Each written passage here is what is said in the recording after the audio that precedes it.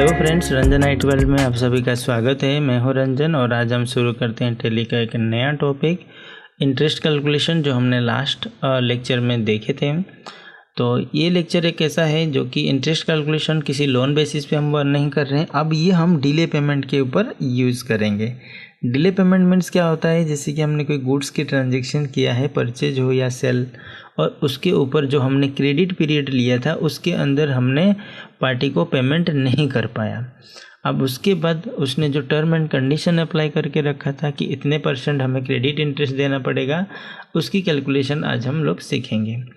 तो सीखने से पहले आप मेरे चैनल को सब्सक्राइब कर दीजिए, और कोई भी डाउट्स रहेगा आप मुझे नीचे कमेंट बॉक्स में कमेंट्स कर सकते हो। तो चलिए शुरू करते हैं आज का lecture, interest calculation on credit period. तो सबसे पहले हमें टैली में आना है।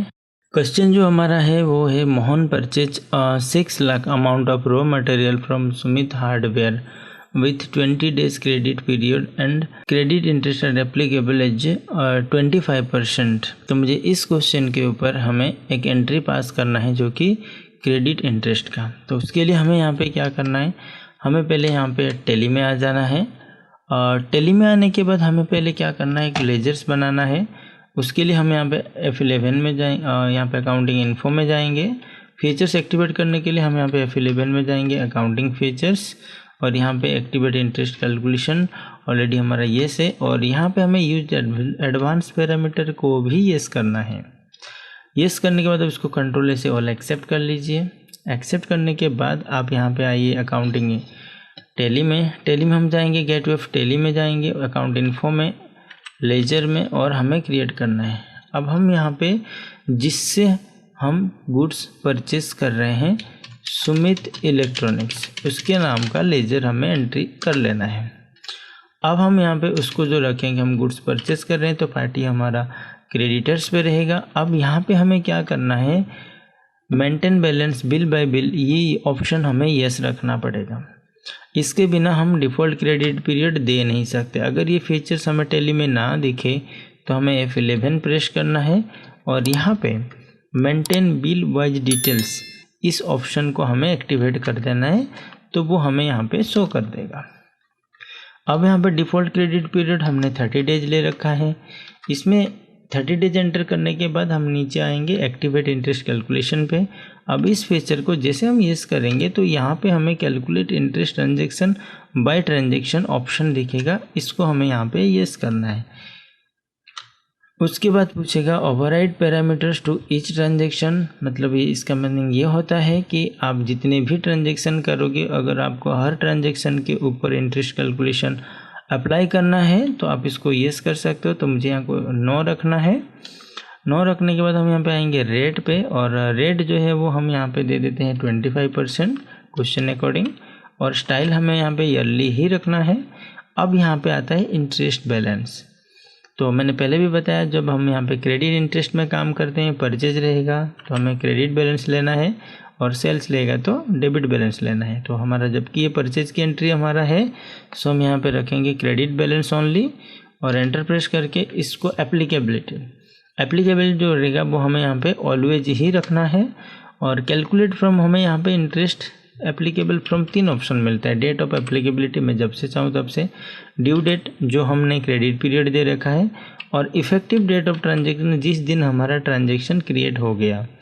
तो हमारा क्रेडिट पीरियड है, सो हम यहाँ पे ड्यू डेट ऑफ इनवॉइस लेंगे। इसको लेने के बाद आप चाहो तो राउंडिंग यूज़ कर सकते हो, फिर इसको कंट्रोल से ऑल एक्सेप्ट कर लेना है। एक्सेप्ट करने के बाद इसकी वाउचर हमें अकाउंटिंग वाउचर में F9 में पास करना है, बिकॉज अभी हम गुड्स परचेज कर रहे हैं, हम किसी लोन में वर्क नहीं कर रहे हैं। तो उसके लिए हम यहाँ पे जाएंगे सप्लायर इनवॉइस नंबर, तो मैंने परचेज बिल नंबर दे दिया। यहाँ पे बिल नंबर देने के बाद हम यहाँ पे सुमित इलेक्ट्रॉनिक्स का लेजर हम यहाँ पे सिलेक्शन कर लेंगे।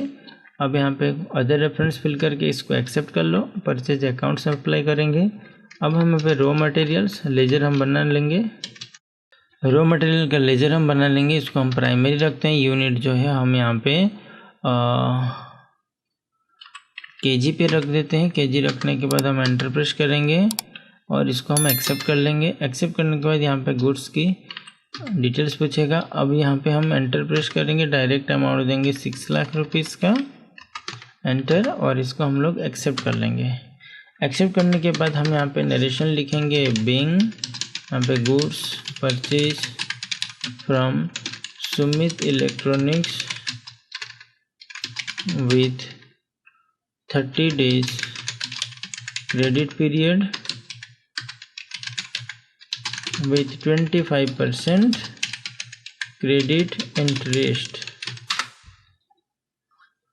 अब एंटर प्रेस करके इसको हम एक्सेप्ट कर लेंगे। जैसे एक्सेप्ट हो जाएगा हम यहाँ से बाहर आ जाएंगे। बाहर आने के बाद हम यहाँ पे वाउचर एंट्री पास करने के बाद हम यहाँ पे बाहर आ जाएंगे। हमें जाना है यहाँ पे डिस्प्ले में। डिस्प्ले में जाने के बाद हम यहाँ पे स्टेटमेंट ऑफ अकाउंट्स पे जाएंगे। स्टेटमेंट ऑफ अकाउंट्स में हमें यहाँ पे इंटरेस्ट कैलकुलेशन, देन लेजर में जाने के बाद हम यहाँ पे सुमित इलेक्ट्रॉनिक्स का लेजर सिलेक्शन करेंगे। अब हम यहाँ पे देखेंगे तो हमारे इंटरेस्ट यहाँ नहीं दिखा रहा है, बिकॉज हमने पार्टी से जो 30 डेज़ का क्रेडिट पीरियड लिया था तो वो हमारा ड्यू डेट था। तो ड्यू डेट तक हमारा कोई भी इंटरेस्ट हमें शो नहीं करेगा।